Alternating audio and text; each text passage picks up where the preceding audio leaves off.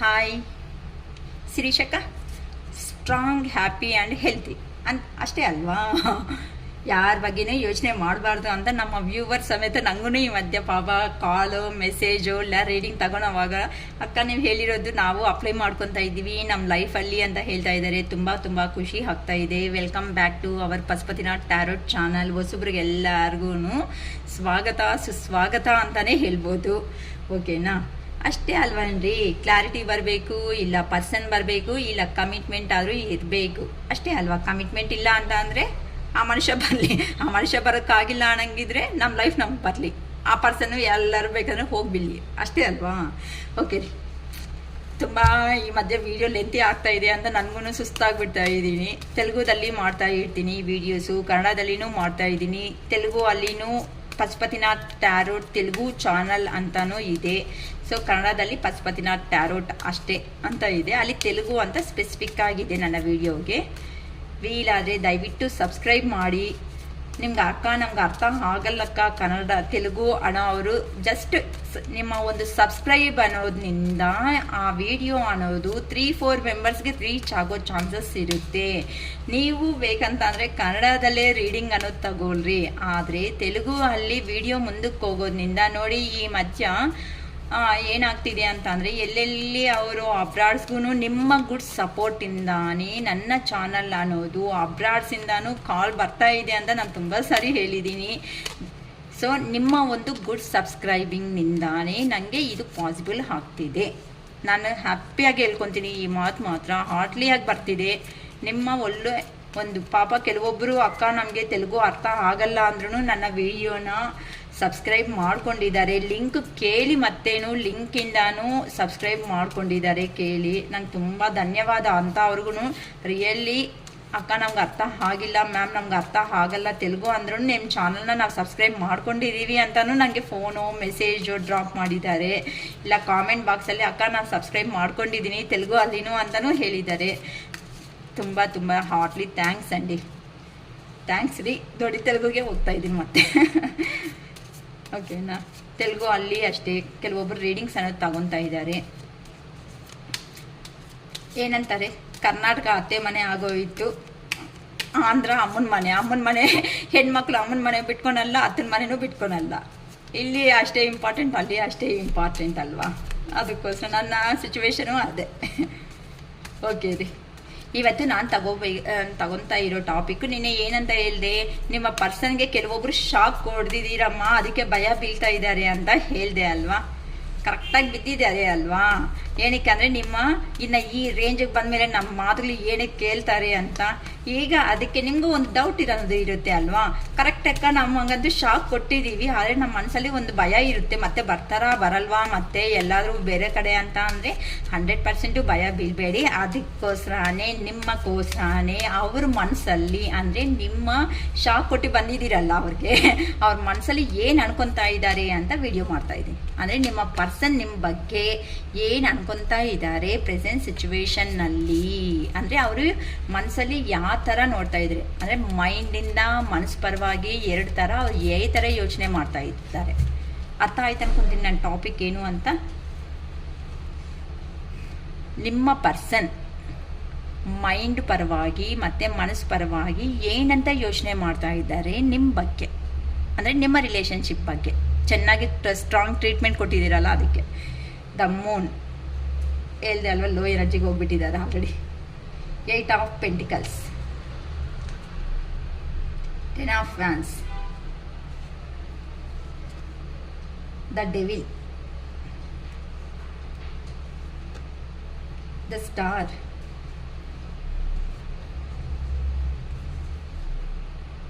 5 of wands, 3 of wands, the empress, the world, 4 of cups,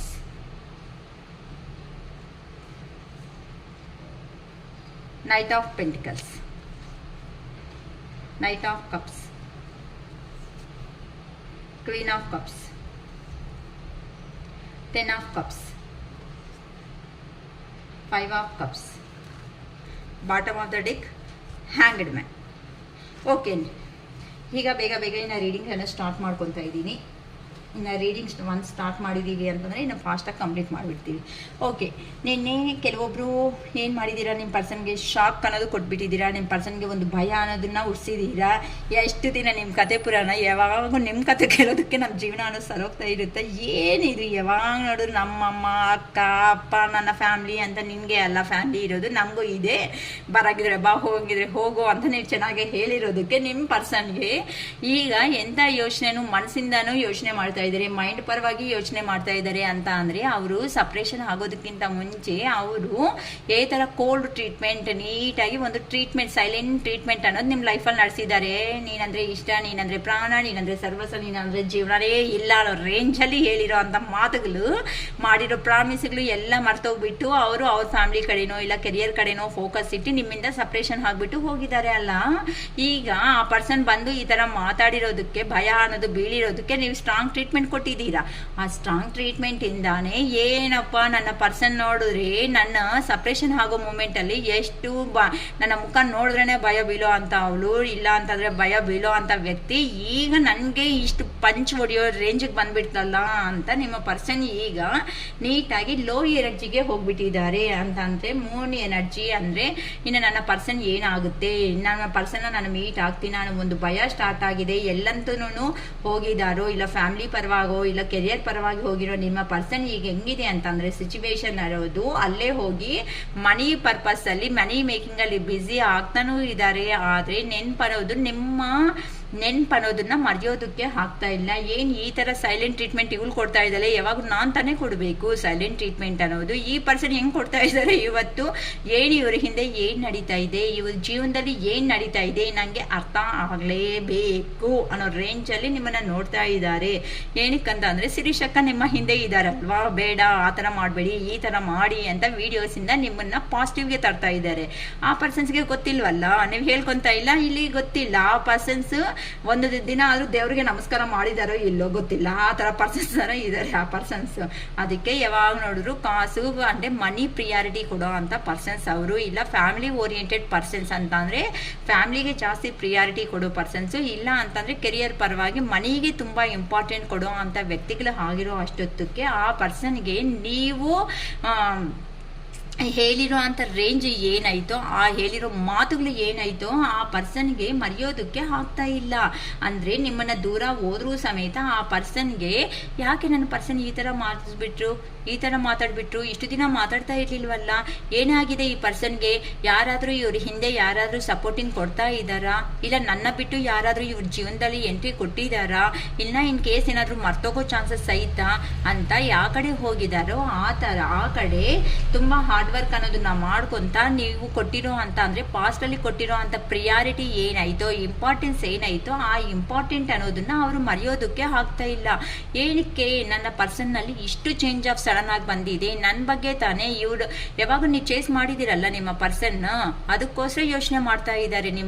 ಯಾವಾಗ 2 ದಿನ ಬಿಟ್ಟು ನನ್ನ ಹತ್ರ ಇರ್ತಾ ಇರ್ಲಿಲ್ಲ, 3 ದಿನ ಬಿಟ್ಟು ನನ್ನ ಹತ್ರ ಇರ್ತಾ ಇರ್ಲಿಲ್ಲ, ಕಾಲ್ ಬರಬೇಕಾಗಿತ್ತು, ಮೆಸೇಜ್ ಬರಬೇಕಾಗಿತ್ತು ಅಂತ ಏನಾದ್ರೂ ಒಂದು ಕಾಲ್ ಏನಾದರೂ ಬಂದು ಏನಕ್ಕೆ ಅಂತ ಸೌಂಡ್ ಬಂದಿದೆ ಅನ್ಕೊಳ್ರಿ, ಅಯ್ಯೋ ನನ್ನ ಪರ್ಸನ್ 100% ಇವ್ಳು ನನ್ನವರೇ ಮಾಡಿರ್ತಾಳೆ ಅಂತ ಚಕ್ಕನ್ ತೆಗಿಯೋ ಅಷ್ಟೊತ್ತಿಗೆ ಶಾಕ್, ಭಯ, ಅಯ್ಯೋ ಯಾರೋ ಏರ್ಟೆಲ್ ಆಫೀಸೋ ಏನೋ ಒಂದು ಈ ಥರ ಆಗಿರುತ್ತೆ ಆ ಪರ್ಸನ್ಗೆ. ಮತ್ತೆ ಹುಚ್ಚುಲ್ತಾರ, ಅಯ್ಯೋ ರಾಮ ಹೌದಾ ಈ ಮನುಷ್ಯ ಮಾಡ್ತಾನೆ ಅನ್ಕೊಂಡು ನಾನು 100% ಎಕ್ಸ್ಪೆಕ್ಟ್ ಇಟ್ಕೊಂಡೆ. ಅಟ್ಲೀಸ್ಟ್ ಕಾಲು ಬಂದಿಲ್ವಲ್ಲಪ್ಪ, ಮೆಸೇಜು ಬಂದಿಲ್ಲ, ಏನು ನಾನು ಅನೇ ಬರ ಈ ಥರ ಆಗೋಯಿತು ಅಂತ ನೋಡಿ ಅವರು ಯೋಚನೆ ಮಾಡಿ ಡೆವಿಲ್ ಥರ ಅಂತ ಅಂದರೆ ಅವ್ರು ಯೋಚನೆ ಮಾಡೋ ವಿಧಾನದಲ್ಲಿ ನೆಗೆಟಿವ್ ಲೆವೆಲ್ಗೆ ಹೋಗ್ತಾ ಇದ್ದಾರೆ. ನಾನು ಬರುತ್ತೆ ಅನ್ಕೊಂಡ್ರೆ ಈ ಪರ್ಸನ್ ಚೇಂಜ್ ಆಗಿಬಿಡ್ತು, ನನ್ನ ಕತೆ ಇಷ್ಟೇನೇನು, ನಾನು ಇಷ್ಟೇನೇನು, ಇನ್ನು ನನ್ನ ಲೈಫ್ ಮುಗೀತೇನೋ ಅನ್ನೋ ಒಂದು ಭಯ ಅನ್ನೋದು ಕ್ರಿಯೇಟ್ ಮಾಡಿಸ್ಬಿಟ್ಟಿದ್ದೀರಾ. ಯಾರಂತೂ ಮಾಡಿದಿರೋ ರಿಯಲಿ ಹ್ಯಾಟ್ಸ್ ಆಫ್ ಹೇಳ್ತಾ ಇದ್ದಾರೆ ಶಿರೀಷ್ ಅಕ್ಕ ಮಾತ್ರ ನಿಮ್ಗೆ ಇವತ್ತು. ಈ ಥರನೇ ಬದುಕಬೇಕಮ್ಮ, ಎಷ್ಟು ದಿನ ಏನು ತಲೆನೋವುಗಳಲ್ವಾ, ಓಕೆನಾ. ಈ ಥರ ನೀವು ಅನ್ನೋದು ರೆಡಿ ಆಗಿಬಿಟ್ಟು ಆ ಪರ್ಸನ್ಗೆ ಭಯ ಅನ್ನೋದು ಸ್ಟಾರ್ಟ್ ಆಗಿಬಿಟ್ಟಿದೆ. ಈಗ ಆ ಪರ್ಸನ್ ಯಾವಾಗೂ ಪಾಸಿಟಿವ್ ಅಲ್ಲಿ ಇದ್ರೆ ಇರು, ಮಾತಾಡಿದ್ರೆ ಮಾತಾಡು, ಹೋದ್ರೆ ಹೋಗು, ನಿನ್ನಿಂದ ಕಾಲ್ ಬ್ಲಾಕ್ ಮಾಡ್ತೀಯಾ ಮಾಡ್ಕೊ, ನಾಟ್ ರೀಚಬಲ್ ಇರ್ತೀಯಾ ಇಟ್ಕೊ, ಬ್ಲಾಕಲ್ಲಿ ಇಟ್ಕೊಂಡ್ರೆ ನಂಗೇನು, ನನ್ನ ಬಾಯ್ಕೋ ಅಂತ ಅಂದರೆ ನಾನು ಬೇರೆ ಫೋನಿಂದ ಬೇಕಂದ್ರೆ ಕಾಲ್ ಮಾಡಿ ಮಾತಾಡ್ತೀನಿ ಅಂತ ನಿಮ್ಮ ಮುಂದೆ ಇಷ್ಟು ದಿನ ಬಿಲ್ಡಪ್ ಆಗಿ ಮಾತಾಡಿದ್ದಾರೆ ಅಲ್ವಾ ಈ ಪರ್ಸನ್ಸ್ ಮಾತುಗಳು. ಈಗ ಆ ಬಿಲ್ಡಪ್ ಮಾತುಗಳು ಅನ್ನೋದು ನೀವೇನು ಮಾಡಿದ್ದೀರಾ, ಕಟ್ ಮಾಡಿ ಬಿಸಾಕಿದ್ದೀರಾ ಅಂತ ಅಂದರೆ ಆ ಮಾತುಗಳನ್ನ ಏನು ಮಾಡಿಸಿದ್ದೀರಾ, ಕಟ್ ಮಾಡಿರ್ತೀರಾ. ಕಟ್ ಮಾಡಿಬಿಟ್ಟು ಹೋಗು ನೀನಿದ್ರೆ ನನಗೆ ವ್ಯಾಲ್ಯೂ ಕೊಡೋಂಗಿದ್ರೆ ನನ್ನ ಜೀವನದಲ್ಲಿ ಬರ್ಬೋದು, ಇಲ್ವಾ? ಹ್ಯಾಪಿಯಾಗಿ ಗುಡ್ ಬಾಯ್. ಇನ್ನು ಕೆಲವೊಬ್ರು ಇನ್ನು ಯಾವ ಥರ ಟ್ರೀಟ್ಮೆಂಟ್ ಕೊಟ್ಟಿದ್ದೀರಾ ಅಂದರೆ ರಿಯಲಿ ಈ ಕಾಲ್ಸ್ ಎನರ್ಜಿನಿಂದ ಹೇಳ್ತಾ ಇರೋದು ಅಂತಂದರೆ, ಓಕೆ ನೀನು ಹೋಗ್ಬೇಕು ಅನ್ಕೊತಾ ಇದೀಯಾ, ಬಾ ಹ್ಯಾಪಿಯಾಗಿ ಏನಕ್ಕೆ ಕಳ್ಕೊಂಡು ಹೋಗ್ತೀಯಾ, ನಮ್ಮನ್ನು ಅಲೋ ಥರ ಮಾಡಿಸಿದೀಯಾ, ಆದರೆ ನಿಮ್ಮಂಥ ಕ್ಯಾರೆಕ್ಟರ್ಸ್ ಅಲ್ಲ. ಹ್ಯಾಪಿಯಾಗಿ ಹೋಟೆಲ್ಗೆ ಹೋಗೋಣ, ನಿಂಗೆ ಇಷ್ಟ ಆಗಿರೋ ಫುಡ್ಡು ನಾನ್ ವೆಜ್ಜೋ ಚಿಕನ್ 65 ಇಲ್ಲ ತಂದೂರಿನೋ ಸಮಥಿಂಗ್ ಏನಾದರೂ ಬೇಕಾದರೆ ಕೊಡಿಸ್ಬಿಟ್ಟು ನಾನು ಗುಡ್ ಬೈ ನಾನೇ ಹೇಳ್ತೀನಿ ಬಾ ಅಂತ ಹೇಳ್ತಾ ಇದ್ದೀರಮ್ಮ. ಅಂದರೆ ಕಾಮಿಡಿ ಆಗಿನೂ ಇದೆ ಇಲ್ಲಿ ಹೇಳೋ ಮಾತುಗಳು ನಂಗೆ ಈ ಥರ ಕಾಣಿಸ್ತಾ ಇದೆ ಅಂತಂದರೆ, ನೀವು ಆ ಥರ ಲೆವೆಲ್ಗೆ ಬಂದಿದ್ದೀರಾ ಅಂತಂದರೆ ಆ ಪರ್ಸನ್ನಿಂದ ಕಾಲ್ ಬರುತ್ತಾ ಮೆಸೇಜ್ ಬರುತ್ತಾ ಅಂತ ಒಂದು ಕಾಲದಲ್ಲಿ ಭಯ ಬಿದ್ದಿದ್ದೀರಾ. ಅಂದರೆ ಆ ಪರ್ಸನ್ ಎಲ್ಲಾದರೂ ನಮ್ಮನ್ನು ಬಿಟ್ಕೊಂಡು ಹೋಗ್ತಾರೇನೋ ಅಂತ ಆ ಭಯದಿಂದ ನೀವೇನು ಮಾಡಿದ್ದೀರಾ, ಆ ಪರ್ಸನ್ ಏನೇ ಕೇಳಿದ್ರು ಸಮೇತ ನೋ ಅಂದಂಗೆ ಆ ಪರ್ಸನ್ಗೆ ಸರ್ವಿಸ್ ಮಾಡಿರೋ ಅಂಥ ವ್ಯಕ್ತಿಗಳು ನೀವು. ಅದಕ್ಕೆ ಇದನ್ನಲ್ಲಿ ಆದರೂ ನಿಮಗೆ ಬೇಕಾಗಿರೋ ಪ್ರಿಯಾರಿಟಿ ಅನ್ನೋದು ಆ ಮನುಷ್ಯನಿಂದ ಬಂದಿಲ್ವಲ್ಲ, ಅದಕ್ಕೆ ಈ ಥರ ಬೇಜಾರು ಮಾಡಿಕೊಂಡು ಆ ಪರ್ಸನ್ಗೆ ಭಯ ತೋರಿಸ್ಬಿಟ್ಟಿರೋದಕ್ಕೆ ಆ ಪರ್ಸನ್ ಈ ಥರ ಕಷ್ಟ ಬೀಳ್ಕೊಂತ ಈ ಥರ ಆ ಪರ್ಸನ್ ಲೋ ಎನರ್ಜಿಗೆ ಹೋಗ್ತಾ ಇದ್ದಾರೆ, ನೆಗೆಟಿವ್ ಥಾಟ್ಸ್ ಅನ್ನೋದು ಮಾಡ್ತಾ ಇದ್ದಾರೆ.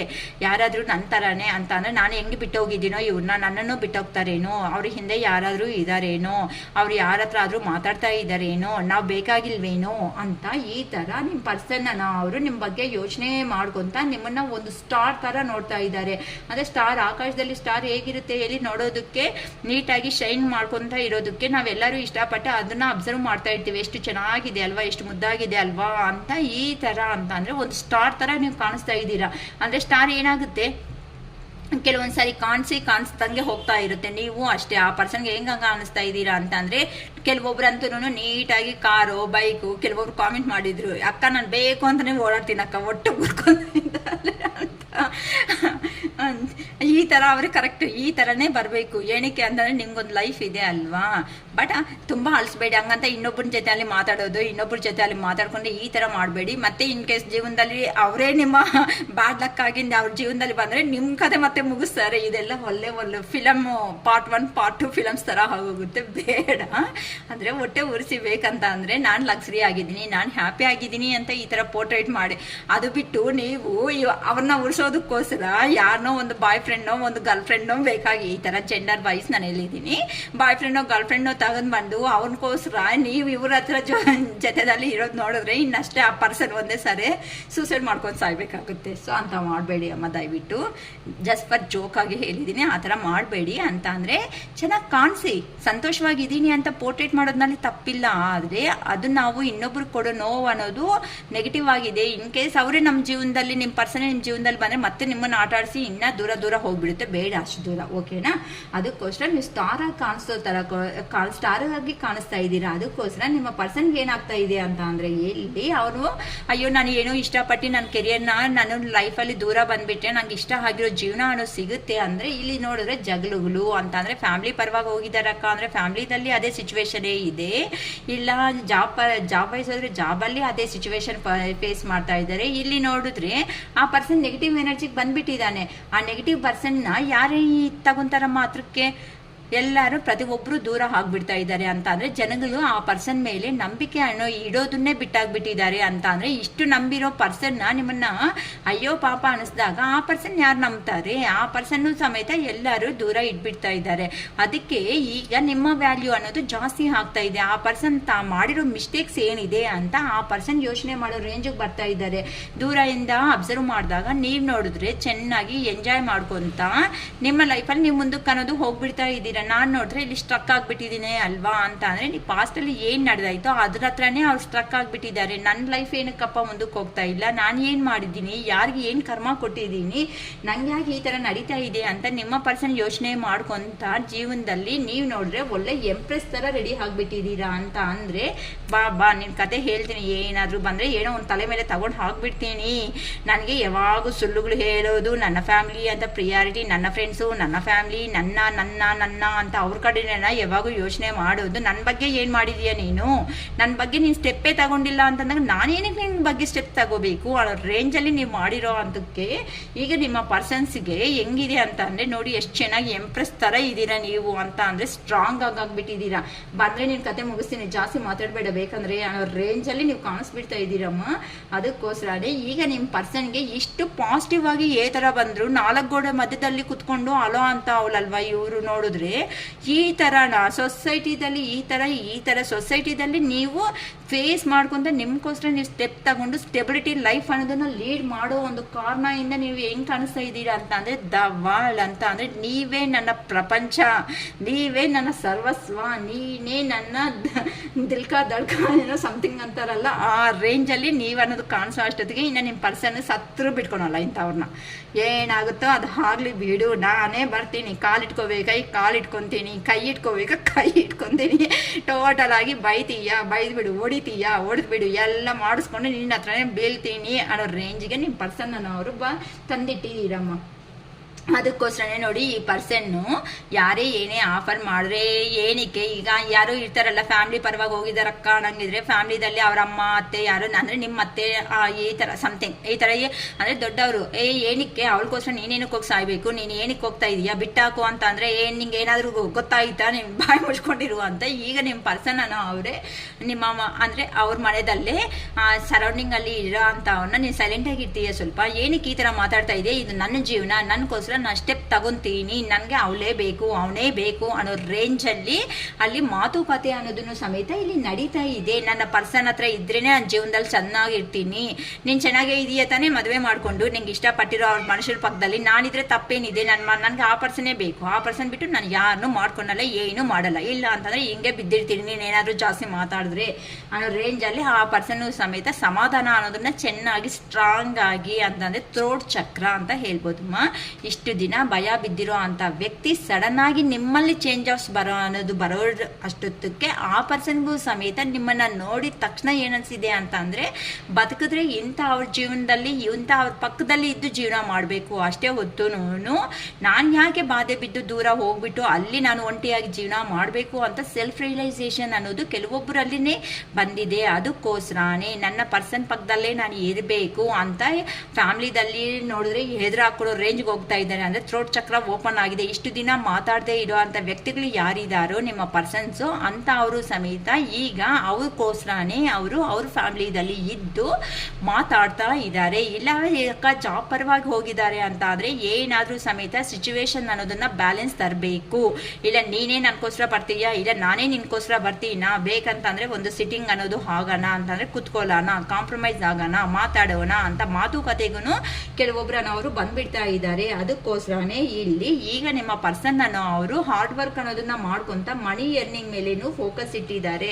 ಅಂದ್ರೆ ಹೋಗಿರೋ ಕಡೆ ನಿಮ್ಮ ಪರ್ಸನ್ಗೆ ಏನಾಗ್ತಾ ಇದೆ ಅಂತ ಅಂದ್ರೆ ಅಲ್ಲಿ ಎಂತಾನ ಸ್ಯಾಟಿಸ್ಫ್ಯಾಕ್ಷನ್ ಆಗಿರೋ ಅಂತ ಲೈಫ್ ಅನ್ನೋದನ್ನ ಲೀಡ್ ಮಾಡೋದಕ್ಕೆ ಆಗ್ತಾ ಇಲ್ಲ ನಿಮ್ಮ ಪರ್ಸನ್ಸ್ಗೆ. ನೀವು ಈ ತರ ರೇಂಜ್ ಅಲ್ಲಿ ಒಂದು ಪಾಸಿಟಿವ್ ವೈಬ್ರೇಷನ್ ಬಂದ್ಮೇಲೆ ಎಲ್ಲಮ್ಮ ಇರ್ತಾರೆ, ಯಾವ ಪರ್ಸನ್ಸ್ ಇರ್ತಾರೆ, ಕಷ್ಟ ಸುಖ ಏನೇ ಬಂದ್ರು ನನ್ನ ಪರ್ಸನ್ ಪಕ್ಕದಲ್ಲೇ ಇರ್ತೀನಿ, ನನ್ನ ಲೈಫ್ ಅನ್ನೋದು ಲೀಡ್ ಮಾಡಿ ಇಲ್ಲೇ ತೋರಿಸ್ತೀನಿ, ಹೋಗು ನನ್ನ ಪರ್ಸನ್ ಇದ್ರೆ ಮಾತಾಡಿ ನನಗೆ ಗುಡ್ ಸಪೋರ್ಟಿಂಗ್ ಅನ್ನೋದು ಅಷ್ಟೇ ಅಲ್ವಮ್ಮ. ಜೀವನದಲ್ಲಿ ಯಾರಿಗಾದ್ರೂ ಬೇಕಾಗಿರೋದು, ಒಂದು ಹೆಣ್ಣಿಗಾದ್ರೂ ಸಮೇತ ಗಂಡಿಗಾದ್ರೂ ಸಮೇತ ಬೇಕಾಗಿರೋದೇನು, ನಾನು ಇದ್ದೀನಿ ನಿನ್ನ ಹಿಂದೆ, ನೀನು ಕೆಳಗಡೆ ಬಿದ್ರು ಎದ್ರು ಸಮೇತ ನಾನು ನಿನ್ನ ಬಿಟ್ಕೊಂಡಲ್ಲ ಅಂತ ಯಾರಂತೂ ಈ ಥರ ಕೈ ಅನ್ನೋದು ಇಟ್ಕೊಂಡು ಯಾರಂತೂ ಧೈರ್ಯವಾಗಿ ನಿಲ್ತಾರೋ ಅಂತ ಅವ್ರಿಗೆ ಹ್ಯಾಪಿ ಲೈಫ್ ಅನ್ನೋದನ್ನೇ ಲೀಡ್ ಮಾಡ್ತಾರೆ. ಏನೇ ಕಷ್ಟ ಬಂದರೂ ಸಮೇತ ಅಲ್ಲಿ ಭಯ ಬೀಳಲ್ಲ.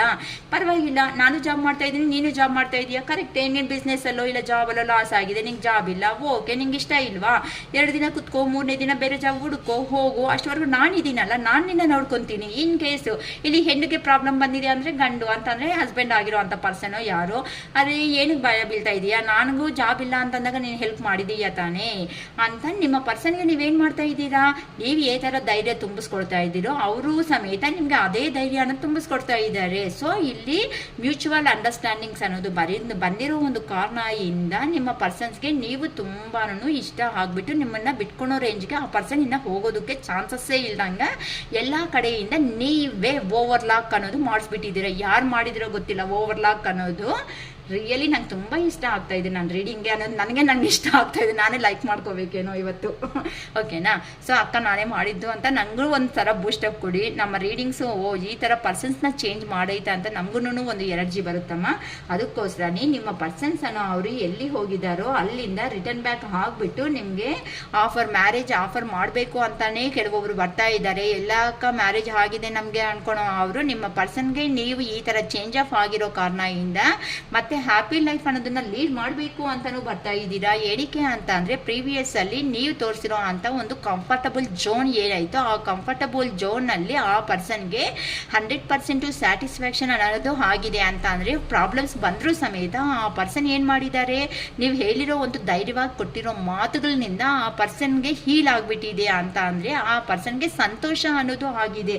ಅದಕ್ಕೋಸ್ಕರನೇ ಈ ಥರ ಹ್ಯಾಪಿ ಫ್ಯಾಮಿಲಿ ಅನ್ನೋದನ್ನ ಲೈಫ್ನ ಲೀಡ್ ಮಾಡೋದಕ್ಕೋಸ್ಕರ ಅಂದರೆ ಮಕ್ಕಳು ಬೇಕು, ನನ್ನ ಹೆಂಡತಿ ಜೊತೆ ಚೆನ್ನಾಗಿರಬೇಕು, ಇಲ್ಲ ನನ್ನ ಗಂಡನ ಜೊತೆ ಚೆನ್ನಾಗಿರಬೇಕು, ನಮಗೂ ಮಕ್ಕಳು ಬೇಕು, ಸೊಸೈಟಿದಲ್ಲಿ ಒಂದು ಹೆಸರು ಅನ್ನೋದು ಬೇಕು, ಇನ್ನು ನಮ್ಮ ಮಧ್ಯದಲ್ಲಿ ಯಾರೂ ಬರಬಾರ್ದು ಅಂತ ನಿಮ್ಮ ಪರ್ಸನ್ಸು ಎಲ್ಲೋಗಿದಾರೋ ಪ್ರತಿಯೊಂದನ್ನ ಎಂಡ್ ಮಾಡ್ಕೋಬಿಟ್ಟು ನಿಮ್ಮ ಜೀವನದಲ್ಲಿ ಎಂಟ್ರಿ ಕೊಡ್ತಾ ಇದ್ದಾರೆ. ಅದಕ್ಕೋಸ್ಕರನೇ ಈಗ ಯಾವ ಥರ ಬಂದು ನಿಮ್ಮ ಹತ್ರ ಮಾತಾಡಬೇಕು ಅನ್ನೋದು ಆ ಪರ್ಸನ್ಗೂ ಅರ್ಥ ಆಗ್ತಾ ಇಲ್ಲ ಅಂತ ಅಂದರೆ ಈ ಥರ ಜಗಳ ಅನ್ನೋದು ಮಾಡ್ಕೊಂಡು ಅವರೇ ತಾನೇ ಎಲ್ಲ ಮೆಶಪ್ ಮಾಡಿಬಿಟ್ಟು ಹೋಗಿರೋದು ನಿಮ್ಮ ಲೈಫಲ್ಲಿ. ನೀವಾಗಿ ನೀವು ಕಲಿಸಿಲ್ಲ ಅಮ್ಮ, ಅವರಾಗ ಅವ್ರು ಹೋಗಿದ್ದಾರೆ, ನೀವು ಏನು ಅಂತ ಪ್ರೂಫ್ ಮಾಡ್ಕೊಂಡಿದ್ದೀರಾ ಆ ಪರ್ಸನ್ ಹತ್ರ.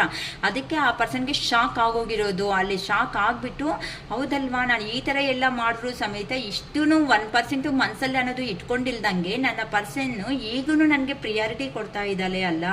ಇಷ್ಟು ಪ್ರಿಯಾರಿಟಿ ಕೊಡೋ ಅಂಥ ಪರ್ಸನ್, ಇಂಪಾರ್ಟೆಂಟ್ ಕೊಡೋ ಅಂಥ ವ್ಯಕ್ತಿನ ಮಿಸ್ ಮಾಡಿಕೊಂಡೆ ನನ್ನ ಜೀವನದಲ್ಲಿ ಒಂದು ಅರ್ಥ ಅನ್ನೋದೇ ಇರಲ್ಲ. ಈಗ ನಾನು ಏನು ಮಾಡಲಿ, ಯಾವ ಥರ ಹೋಗಲಿ, ಅಪ್ರೋಚ್ಮೆಂಟ್ ಅನ್ನೋದು ಆಗಲಿ ಅಂತ ನಿಮ್ಮ ಪರ್ಸನ್ಗೆ ಕೆಲವೊಂದು ಸಾರಿ ನಿಮ್ಮ ನೆನಪು ಅನ್ನೋದು ಬಂದಾಗೆಲ್ಲ ಅವರು ನೋವು ತಿಂತಾ ಇದ್ದಾರೆ. ಕೆಲವೊಂದು ಸಾರಿ ಯಾವ ಥರ ಡೆಸಿಷನ್ ತಗೋಬೇಕು ಅಂತ ಅಂದರೆ ನಿಮ್ಮ ಪರ್ಸನ್ ನಿಮ್ಮ ಹತ್ರಕ್ಕೆ ಬಂದರೆ ನೀವು ಒಪ್ಕೊತಿರೋ ಇಲ್ಲ ಅನ್ನೋ ಥರನೂ ಭಯ ಬೀಳ್ತಾ ಇದ್ದಾರೆ.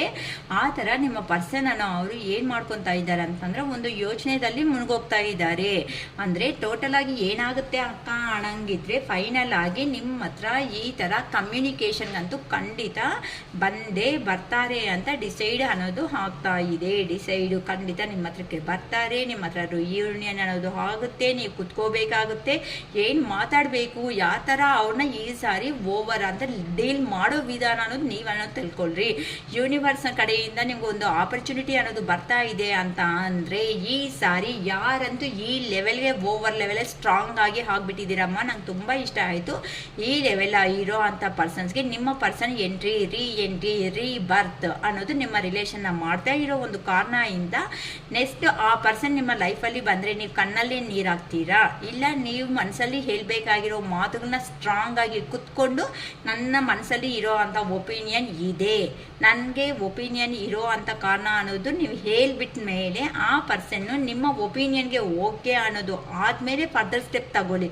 ಅಷ್ಟೇ ಹೊತ್ತು ಮತ್ತೆ ಹೈಡ್ ಮಾಡ್ಕೊತ ನಿಮ್ಮ ಫೀಲಿಂಗ್ಸ್ನ ಅಯ್ಯೋ ನೀನೇ ಹೇಳೋದು ಕರೆಕ್ಟು ಅಂತ ನಿಮ್ಮ ಜೀವನದ ಕರ್ಕೊಂಡೋಗಿ ಅವ್ರ ಕೈಯಲ್ಲಿಟ್ಟು ನಮಸ್ಕಾರ ಮಾಡ್ಕೊತ ದಿನ ಅನ್ನೋದು ಕುತ್ಕೋಬೇಡಿ. ಅರ್ಥ ಆಗ್ತೈತೆ? ನೀವು ಒಂದು ಜೀವನನೇ, ನೀವು ಒಂದು ಮನುಷ್ಯರೇ, ನೀವು ನಿಮ್ಮಲ್ಲಿ ಒಂದು ಮನಸ್ಸು ಅನ್ನೋದು ಇದೆ. ಆ ಮನಸ್ಸಿಗೆ ನೀವು ಖಂಡಿತ ನಿಮ್ಮ ಸೋಲ್ಗೆ ನಿಮ್ಮ ಸ್ಯಾಟಿಸ್ಫ್ಯಾಕ್ಷನ್, ಸೋಲ್ ಸ್ಯಾಟಿಸ್ಫ್ಯಾಕ್ಷನ್ ಅನ್ನೋದು ನೀವೇ ಮಾಡಬೇಕು. ನಾನು ಬಂದು ಮಾಡೋಕ್ಕಾಗಲ್ಲ.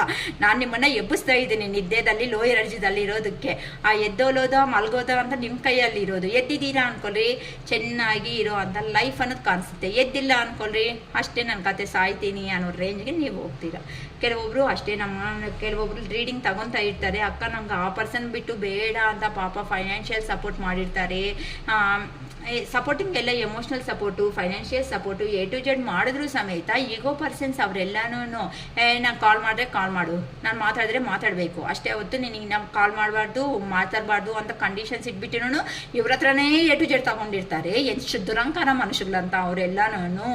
ಅದಕ್ಕೆ ಹೇಳೋದು, ಒನ್ಸ್ ನೀವು ಏನಾದರೂ ಹೆಲ್ಪ್ ಮಾಡ್ತಾ ಇದ್ದೀರಾ ಅಂತ ಅಂದರೆ ನಿಮ್ಮ ಸೋಲ್ ಅನ್ನೋದು, ನಿಮ್ಮ ಇನ್ನರ್ ಗೈಡೆನ್ಸ್ ಅನ್ನೋದು ಒಂದು ಮಾತು ಪದೇ ಪದೇ ಅನ್ನೋದು ರಿಮೆಂಬರ್ ಮಾಡಿಸ್ತಾ ಇರುತ್ತೆ. ಅದನ್ನಂತೆ ಮರ್ತೋಗ್ಬೇಡಿ. ಅದನ್ನು ಮರ್ತೋಗ್ಬಿಟ್ಟು ನೀವು ಜೀವನ ಕೊಡೋ ಅವಶ್ಯಕತೆ ಅಂತೂ ಯಾರಿಗೂ ಇಲ್ಲ.